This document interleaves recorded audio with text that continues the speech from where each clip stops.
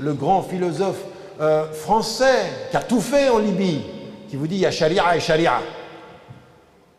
Voilà, l'ancien ministre des Affaires étrangères temporaire de la France, qui nous dit des choses pareilles et on sent tout ce que le mensonge et l'hypocrisie qu'il y a là derrière.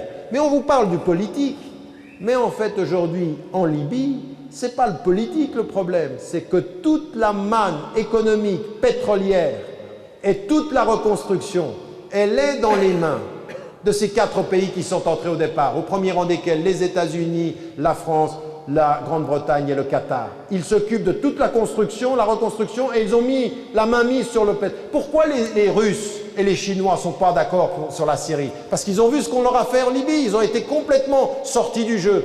On leur a menti sur la zone de non-conflit aérien. Non, il faut qu'on commence à regarder ça et se dire, mais attendez, cette Libye-là, complètement instable, elle est économiquement protégée, politiquement instable.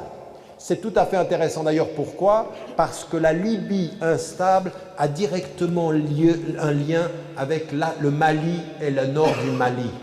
Parce que le nord du Mali aujourd'hui, comme par hasard, ça devient instable. Et qu'est-ce qu'on a trouvé parmi les plus grandes ressources pétrolières d'Afrique? Presque, et peut-être même plus que la Libye. Et on ne sait pas comment ils font, ces extrémistes-là, ces salafis djihadistes. Ils s'installent partout où il y a du pétrole. Ils arrivent au bon endroit et au bon moment. Alors après, il ne faut pas dire ces choses-là parce qu'on est... Non, il faut les dire. Il faut se dire, mais comment ça se fait que systématiquement, et regardez, notre ascension, elle se déplace. Et donc la Libye, instable. L'Égypte, instable. Avec quel mouvement de l'intérieur? Quel mouvement en Libye? Ceux qui sont les salafis, littéralistes djihadistes. Et il faut faire très attention parce qu'il y a des frères qui m'ont écrit en me disant, fais attention comment les médias utilisent le mot salafi. Ils ont parfaitement raison. Aujourd'hui, il y a salafi et salafi, on pourra dire ça à BHF.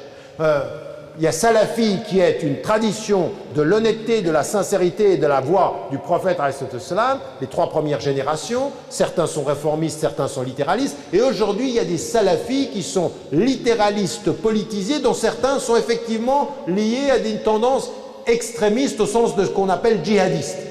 Et ceux-là, ils sont apparus pendant ces 10 dernières années de façon tout à fait étrange. Hier, ils ne faisaient pas de politique et maintenant ils font de la politique.